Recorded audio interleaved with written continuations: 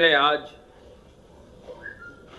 लोक भवन में जैसा उन्होंने निर्धारित किया था, आज उन्होंने स्वयं भी बैठना प्रारंभ किया है और उन्होंने हम लोगों की टीम 11 की और सभी वरिष्ठ अधिकारियों की बैठक भी आज लोक भवन में ली।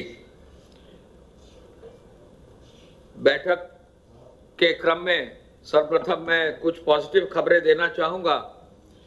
आपको मालूम है कि प्रमुख सचिव चिकित्सा ने आपको बताया था 2 दिन पहले कि पीलीभीत में जो है कोरोना फ्री जो एक नॉर्म है एसओपी, उसके अंतर्गत 2 केसेस और 2 केसेस का पूरा टाइम पूरा होने के बाद नेगेटिविटी आई थी और पीलीभीत भी कोरोना फ्री हो गया है और आगे अभी पीलीभीत से ऐसी कोई संभावना या शिकायत नहीं मिली।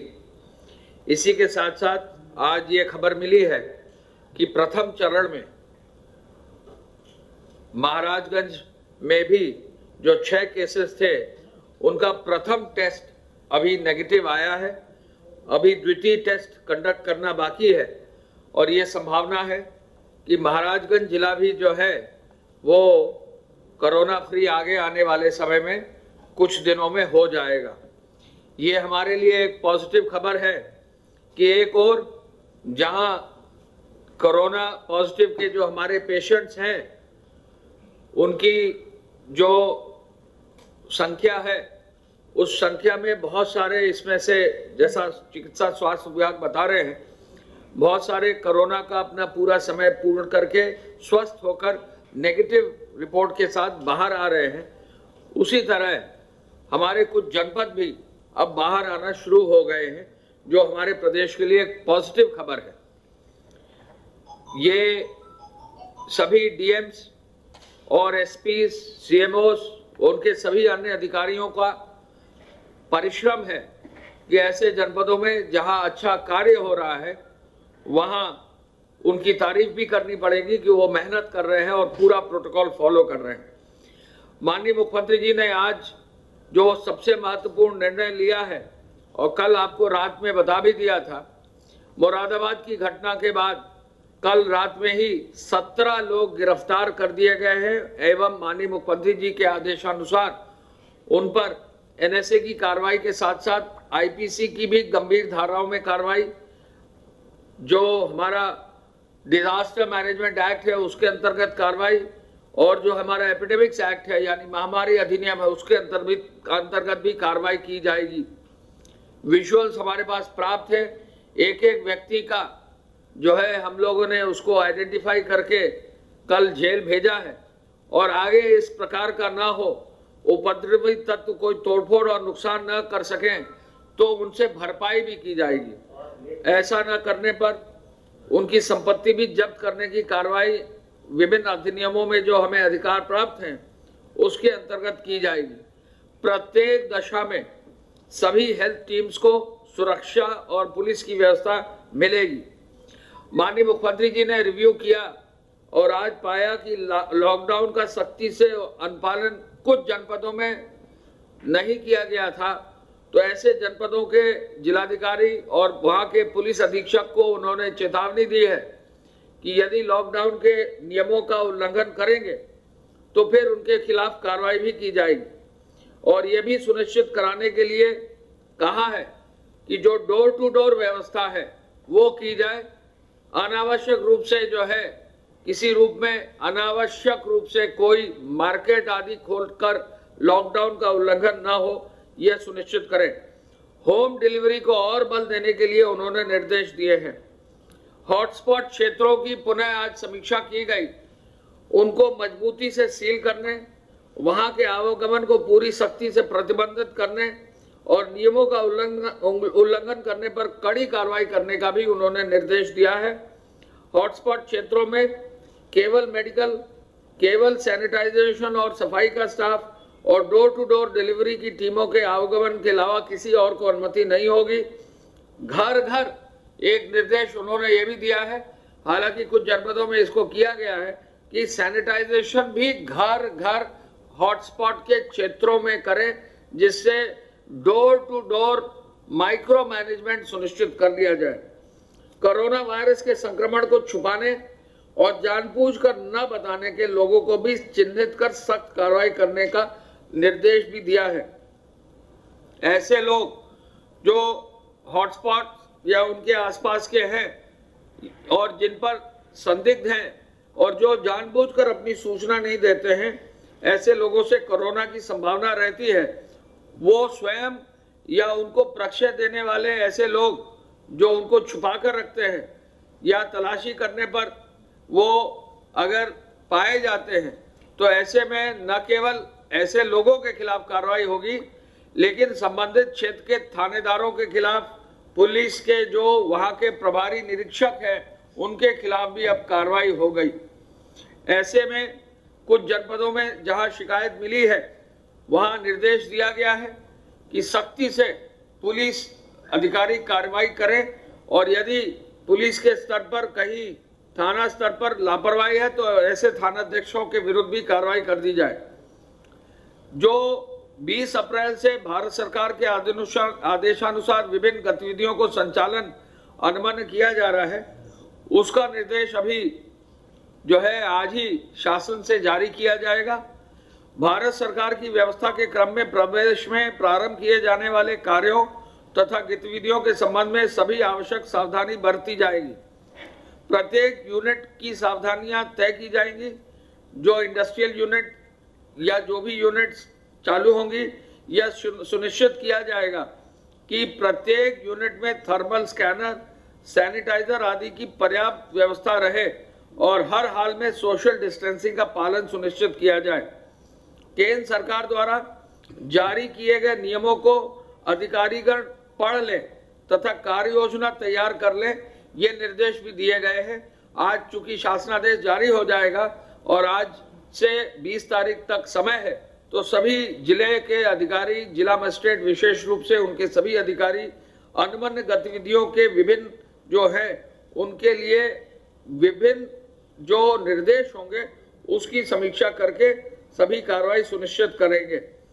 सभी शासनादेश जो जारी होंगे उनको सावधानी पूर्वक स्पष्ट तौर पर स्पष्ट आदेश उल्लेख करने का भी माननीय मुख्यमंत्री जी ने आदेश दिया है। प्रत्येक जनपद के चिन्हित अस्पतालों में इमरजेंसी सेवाएं सक्षम स्तर से अनुमति के पश्चात ही संचालित होंगी। इमरजेंसी सेवाओं के संचालन के लिए स्वास्थ्य एवं चिकित्सा शिक्षा विभाग के प्रमुख सचिव प्राथमिकता पर व्यवस्था सुनिश्चित करेंगे। सभी अस्पतालों में N95 मास्क, PPE सहित संक्रमण से सुरक्षा के सभी उपकरण पर्याप्त मात्रा में अनिवार्य रूप से उपलब्ध रहेंगे। बिना कोविड नियंत्रण प्रशिक्षण और सुरक्षा उपाय के इमरजेंसी सेवाओं का संचालन नहीं किया जाएगा। जिन चिकित्सा संस्थानों में स्टाफ के संक्रमण से सुरक्षा के सभी प्रबंध उपलब्ध होंगे और डॉक्टरों सहित सभी चिकित्सा कर्मी प्रशिक्षित होंगे, वहीं इमरजेंसी सेवाओं का संचालन अनुमन्य होगा और यह संबंधित को सुनिश्चित कराना जिला प्रशासन का दायित्व होगा। टेलीमेडिसिन के माध्यम से लोगों को टेली कंसल्टेंसी अर्थात चिकित्सकीय परामर्श सुविधा भी उपलब्ध कराने के निर्देश माननीय मुख्यमंत्री जी ने दिए हैं और उसको आज पुनः उन्होंने इसका आदेश का अनुपालन करने का निर्देश दिया है। अस्पताल तथा संस्थागत क्वारंटाइन की अवधि पूरी करने के पश्चात होम क्वारंटाइन हेतु घर भेजे जा रहे सभी लोगों की अपर मुख्य सचिव राजस्व से सूची प्राप्त कर मुख्यमंत्री हेल्पलाइन 1076 के माध्यम से नियमित मॉनिटरिंग होगी। अर्थात जो लोग घर जा रहे हैं वो होम क्वारंटाइन में रहे, उनको भी ये सूचित किया जाता है कि वो सावधानी बरतते रहें, जिससे कि उनके हित में भी है, उनके परिवार के हित में भी है और जनरल हित में है कि उनकी मॉनिटरिंग होती रहे। संपूर्ण प्रदेश में मंडी तथा बाजारों आदि में सोशल डिस्टेंसिंग का पालन कराया जाए। प्रदेश की सभी मंडियों के खुलने के समय सैनिटाइजेशन का कार्य नियमित रूप से हो।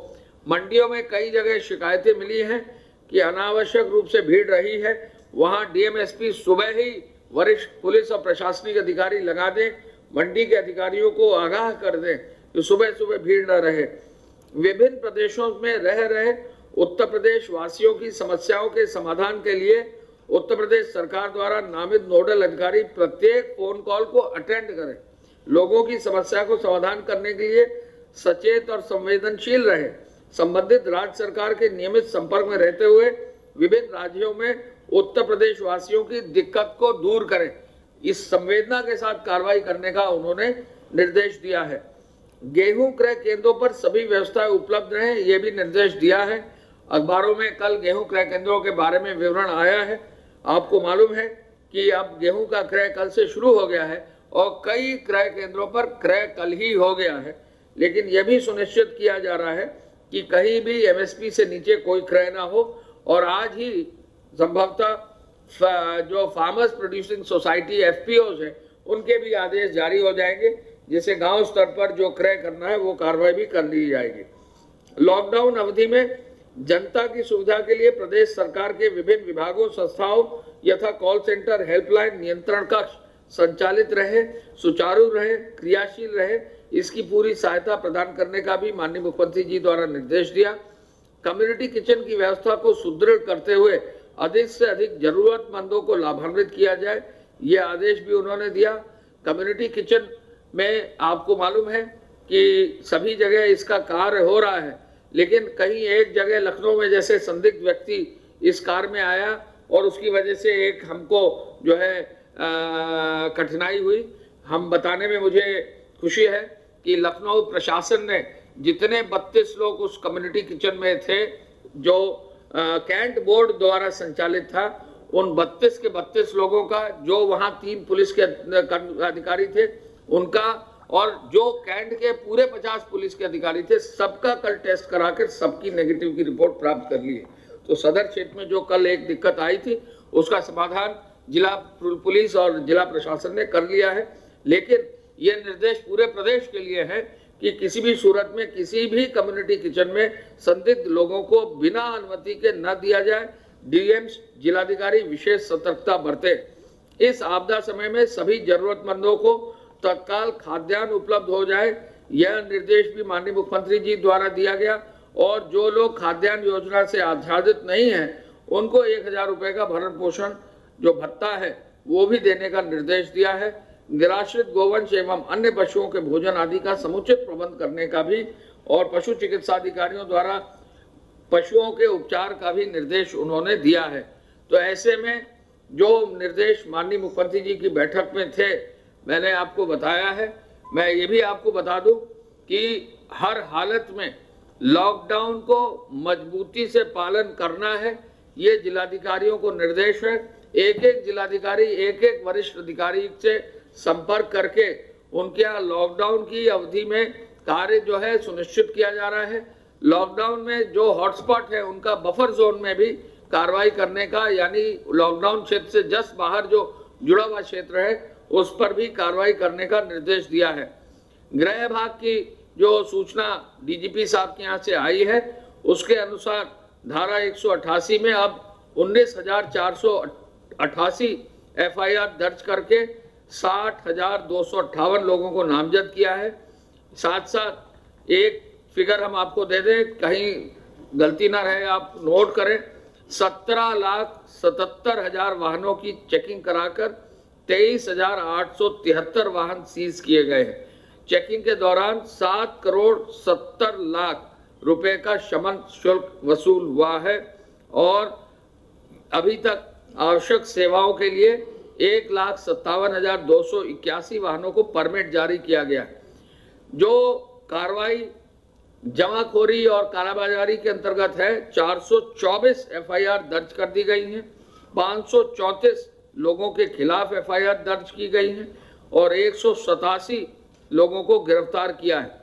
फेक न्यूज के 346 मामले अब तक आए हैं और सब पर जांच के लिए साइबर सेल को निर्देशित कर दिया गया है। कल 16 अप्रैल को 35 मामले, 21 ट्विटर, 13 फेसबुक और व्हाट्सएप का एक मामला आया है। हॉटस्पॉट्स के बारे में हमने आपको बताया। हॉटस्पॉट्स में हमने 3 चरणों में इसको भाग दिया है और वो 3 चरणों में अब बहुत मजबूती से कार्रवाई हो रही है। और प्रथम चरण में 178 हॉटस्पॉट हैं, द्वितीय चरण में 84 हॉटस्पॉट हैं और तृतीय चरण में जो जनपद बढ़े हैं उनमें 7 हॉटस्पॉट्स चिन्हित किए हैं। तबलीगी जमात पर विशेष रूप से, जैसा मैंने अभी बताया, एक एक व्यक्ति का विवरण लेकर उनके विरुद्ध भी जहां भी कार्रवाई होनी है उस कार्रवाई को करने का निर्देश दिया गया है और ऐसे लोग जिन पर एफआईआर दर्ज है उनको अस्थायी जेल में रखने का भी निर्देश जिलाधिकारियों को जा रहा है। एपीसी साहब की रिपोर्ट के अनुसार 45,668 वाहनों से डोर टू डोर डिलीवरी करी जा रही है और 34,40,000 लीटर दूध का वितरण, 53 लाख से अधिक लीटर का उपार्जन, किराना स्टोर 19,309 जो है उनसे वितरण किया जा रहा है और साथ साथ आज की तारीख में राशन कार्ड जो है उनसे सेकंड राउंड का वितरण में 46 लाख का वितरण अब तक हो गया है, जो 3,55,00,000 पूरे राशन कार्ड हैं। मैं चाहूंगा कि प्रमुख सचिव चिकित्सा, चूंकि उनको जाना है, वो अपना विवरण उपलब्ध करा दे। प्रदेश में अभी तक कोरोना वायरस के संक्रमण से संक्रमित लोगों की कुल संख्या 773 है, 773। ये 776 प्रकरण 48 जनपदों से प्राप्त हुए हैं। इनमें से अब तक 69 लोग 69 पूर्णतया उपचारित होकर डिस्चार्ज हो चुके हैं। 69 इसमें बस्ती से आगरा के 10, गाजियाबाद के 7, गौतम बुद्ध नगर के 24, लखनऊ के 6, कानपुर के 1, शामली के 1, पीलीभीत के 2, लखीमपुर खीरी 1, मुरादाबाद 1, बरेली 2 और मेरठ के 14 मरीज अभी तक पूर्णतया उपचारित होकर जा चुके हैं। इस संक्रमण से अभी तक 13 लोगों की दुर्भाग्यपूर्ण मृत्यु हुई है प्रदेश में।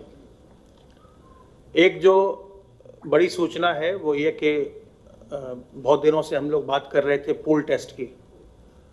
पूल टेस्ट प्रदेश में प्रारंभ हो गया है।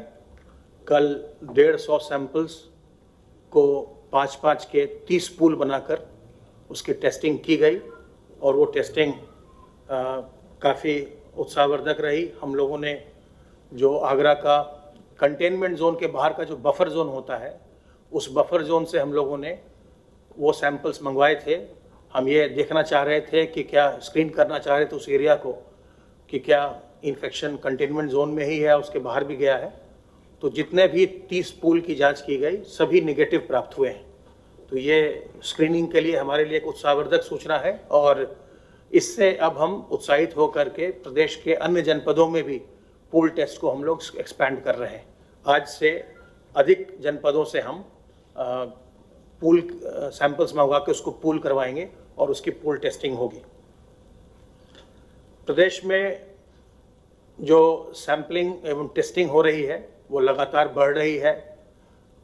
कल भी 2,615 सैंपल टेस्ट किए गए, जबकि 3,000 से ज़्यादा सैंपल लैबोरेटरीज को भेजे गए।